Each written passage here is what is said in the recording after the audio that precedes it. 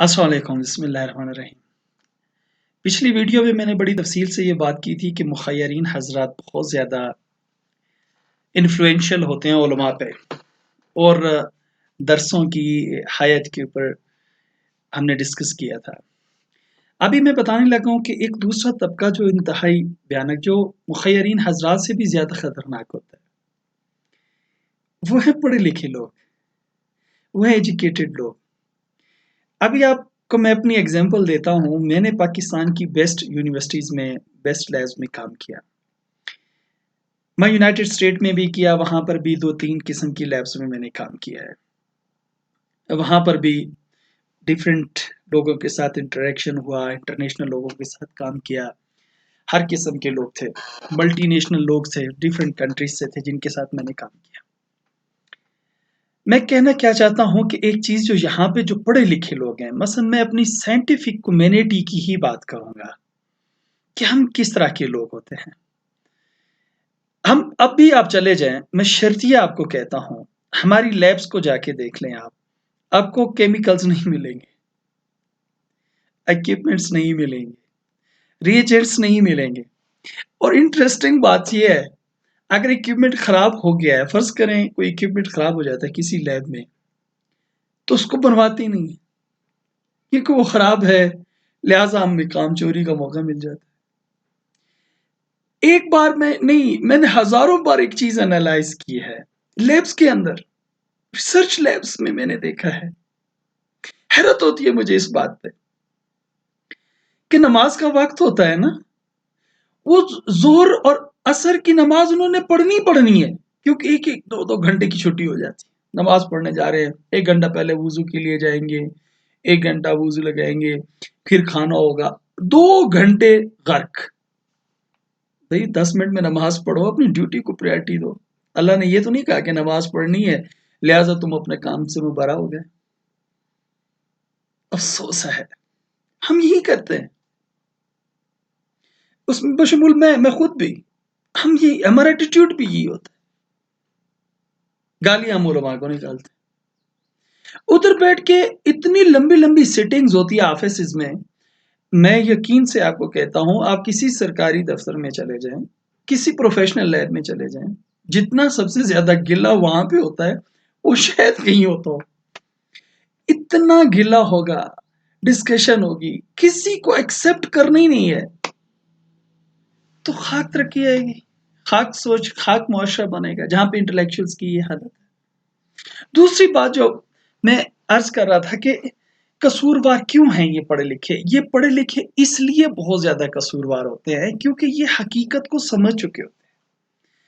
मसलन मैं molecular genetics का बंदा हूं, तो मुझे मालिक्यूलर जेनेटिक्स से अल्लाह ताला की मार्फत बहुत हद तक ज्यादा हो चुकी है उन लोगों से जिन्होंने साइंसेस नहीं पढ़ी। और एक एक्सपेरिमेंट लगाने के लिए जितने भी ये रिसर्चर हजरात अगर मेरी बात सुन रहे हैं, ये इस बात को मानेंगे, दिन रात मेहनत करनी पड़ती है। जो पब्लिकेशंस लगाई जाती हैं, छापी जाती हैं, पब्लिश की जाती हैं, एक एक पब्लिकेशंस के पीछे खून लगा होता है, मेहनत करनी पड़ती है, दिन रात स्ट्रगल करनी पड़ती है, उसके बाद जाके पब्लिकेशन होती है। एक शॉर्टकट, और उसके बाद जाके आपको थोड़ी सी रिस्पेक्ट मिलती है। शॉर्टकट क्या है हमारी सोसाइटी का, कि आप एक मौलवी के साथ, एक आलिम के साथ अपना इंट्रैक्शन रखें, उसको ज़कात थोड़ी सी दे दें, उसको खुम्स दे दें, सदका दे दें, उसके बाद वो आपके गुण गाए, बस आपको पूरी कौम, पूरे लोग अश अश करते हैं, चाहे आप रिसर्च लैब में कोई काम ही ना करें। क्योंकि हमारे जहन में, हमारे अंदर एक ये बिठा दिया गया है कि आपकी निजात सदकात से, खैरात से, ये देने से, इससे आपको मिलेगी। और अभी भी आप देखिए हमारे मुल्क में यही ट्रेंड चलता है कि अगर आप सदका देते हो, आप खैरात देते हो, आप ये करते हो, तो आप बस जन्नत के आखिरी दर्जे मकाम तक पहुंच जाओगे। और भाई ये एक पहलू है, ये एक पहलू है ना। आपने मुकम्मल ही निजात का रास्ता यही समझ लिया, यही बना लिया, सदकात खैरात, नो डाउट। लेकिन इसके साथ साथ यार आपने अपने सोल्यूशन, प्रॉब्लम के सोल्यूशन भी तो खुद ढूंढने हैं ना, वो आप ढूंढते नहीं हो। जितने ये पढ़े लिखे हजरात हैं, मैं इनसे एक ही क्वेश्चन करता हूं आज तक, इन पढ़े लिखे हजरात से ये बात करूंगा, अर्ज करूंगा, और उलमा को भी मैं साथ रखूंगा कि हम हलाल और हराम पे कितनी बात करते हैं। हर वक्त हलाल है, ये हराम है, ये हलाल है, ये हराम है। फलां का ज़बिया नहीं खाना, फलां काफिर है, फलां का नहीं खाना, वो ठीक नहीं है, उसके अगर उसने ज़िबा किया है तो नहीं खाना, उसने नहीं किया, आपको ज़बिया को देखना चाहिए। इन बातों पे हम कितना कंसंट्रेट करते हैं, और पढ़े लिखे लोग इस बात पे, यार एक कलमा पढ़ लिया, वो मुसलमान है, उसने ज़िबा किया है, दैट्स इट। हम कितनी बहस करते हैं। हम खाना तक नहीं खाते, ज़िबिया नहीं खाते, हराम है या हलाल है। और राई बराबर सी निजासत आपके कपड़े पे लग जाए, आप नमाज नहीं पढ़ते। क्या है, पेशाब लग गया था, मुझे ड्रेस चेंज करना है, करते हैं ना हम। मैं एक अर्ज करता हूं, सुबह शाम ये जो आप दवाइयों के पक्के डालते हो मुंह में, इसको कभी चेक किया है कि हलाल है या हराम है? ये जो आप सिरप की बॉटल्स पीते हो, बड़ी बड़ी बॉटल्स, क्या जी मल्टीनेशनल कंपनी की होनी चाहिए, फॉरेन से बड़ी बनी हुई होनी चाहिए, लोकल नहीं होनी चाहिए? अब कभी आपने चेक किया कि उसमें शराब है, निजासत है, क्या है क्या नहीं है, पी जाते हो। उधर तो आपके ऊपर कोई मसला, कोई फतवे शतवे नहीं है। हैरत नहीं है इस बात की? कभी आपने एनालाइज किया पाकिस्तान में कौन सी लेबॉर्टरी है जो चेक करती है ये हलाल है या ये हराम है दवाई? कभी कंसेप्ट है आपको?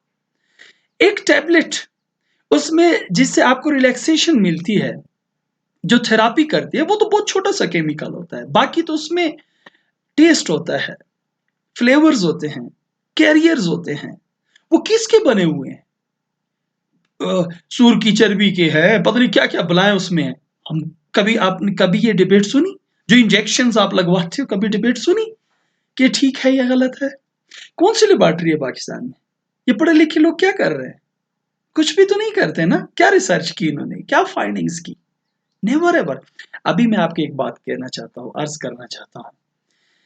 मेरा कहने का मकसद था, ब्लेम गेम्स छोड़नी चाहिए, हम सबको एफर्ट करनी चाहिए। मसलन मैं हूं, हज़रत अली अलैहिस्सलाम का फरमान है कि अगर आप दो शख्स कहीं इकट्ठे हो जाए, नमाज का टाइम हो जाए, तो आप में से कैलिबर इतना होना चाहिए कि एक नमाज पढ़े, दूसरे उसके पीछे नमाज पढ़े। मकसद है आप मस्जिद में इकट्ठे हो गए, आप में से कोई एक होना चाहिए कैलिबर, सारों को कैलिबर होना चाहिए, एक दिन एक नमाज पढ़ाए, दूसरे दिन दूसरा नमाज पढ़ाए। ये तो कोई इतनी बड़ी बात ही नहीं है। लेकिन हमने कौन सा इस्लाम पे अमल करना है? हमने तो अमल ही नहीं करना ना। पढ़े लिखे लोगों की मैं बात अर्ज कर रहा था कि वो हलाल और हराम हम डिटेक्ट नहीं करते। कभी किया, कभी आपने सुना कि यार वो फलान दवाई के ऊपर लिखा हुआ आता है, ये हलाल है, ये हराम है, इसमें क्या क्या कंसंट्रेशन है? अनफॉर्चुनेटली आप किसी भी इंटेलेक्चुअल्स के पास जाओगे, मसलन उलमा के पास जाते हो, तो वो एक थ्योरी देते हैं कि आप ले लें, ये बनाने वाले पे सजा है, अगर उसने इसे बनाया है तो अल्लाह उसको सजा देगा, आपके लिए जायज है। मुझे हैरत होती है। अनफॉर्चुनेटली हमारे उलमा की भी ये गलती है कि वो ज़िबिया के ऊपर तो हमें मकसद है वो सेक्शंस लगा देते हैं कि फलां का ज़िबा होना चाहिए, फलां का नहीं होना चाहिए।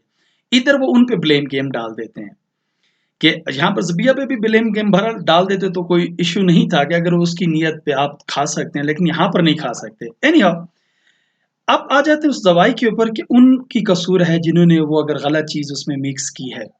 भाई देखें, सीधी-सी बात है, अगर वो यहूदी हैं, ईसाई हैं, हिंदू हैं, व्हाटएवर जो भी हैं, वो तो गाय का पेशाब भी हिंदू पीते हैं। वो तो इस्लाम को मानते ही नहीं है। जब वो आपको मानते ही नहीं है, तो वो आपके ख्याल क्यों रखें? ख्याल तो आपको रखना है ना, अपने दीन का, अपने इस्लाम का, अपने नॉलेज का। वो क्यों रखें? उन्होंने ठेका उठाया हुआ है आपका। वो तो जैसे गाय का पेशाब पीते हैं, तो वो तो दवाई में भी गाय का पेशाब मिला सकते हैं। तो आप खाते रहें, पीते रहें, ये उनकी कसूर है। अल्लाह आपको ये नहीं कहेगा कि आपको अक्ल नहीं थी। क़यामत के दिन आप पे ये सवाल नहीं करेगा अल्लाह कि आपको जज नहीं करना चाहिए था कि आपका दीन था, आपका इस्लाम था, आपका लाए-अमल था, आपके लिए हलाल और हराम था, उनके लिए तो नहीं था। उन्होंने जो किया, वो अपने नज़रिए के मुताबिक किया, तो वो कैसे गिल्टी ठहरे? गिल्टी तो आप हो ना, कि आपने इन्वेस्टिगेट करना चाहिए था, आपको उसको एनालाइज़ करना चाहिए था, आपको उसको समझना चाहिए था। आपके पास लैब्स होनी चाहिए थी कि ये हलाल है या हराम है। आप अपने माँ-बाप को भी 10-10 गोलियाँ देते हैं, 50-50 गोलियाँ देते हैं। अनफॉर्चुनेटली आप मेडिकल स्टोर पे जाएँ, तो पहला क्वेश्चन हमारा ये होता है, यार मल्टीनेशनल कंपनी का है या नॉर्मल है? जेनेरिक है, क्या है? अच्छा जी, ये फलाँ ने बनाया है, मल्टीनेशनल है, ये अच्छी दवाई होगी। फिर जब, ओह माय गॉड! ये हम हैं, हकीकत को समझें। इस इस्लाम के बिगाड़े में पढ़े लिखे लोग मैं समझता हूँ ये बहुत ज़्यादा खतरनाक हैं। इन लोगों को चाहिए कि आप अपने काम पे कंसंट्रेट करें, अपने लैब्स को बेस्ट बनाएँ। सदक़ात और खैरात अच्छी चीज़ है, प्लीज़ इस पे गौर करें। इस पे हम गौर करेंगे तो इसी किस्म की, जैसे मैंने आपसे मिसाल अर्ज़ की है, तो हम बहुत अच्छे-अच्छे मसाइल हल कर सकते हैं। अल्लाह ताला हमें हिम्मत दे के हम अच्छे काम करें। प्लीज़ शेयर भी करें, लाइक भी करें। Thank you very much.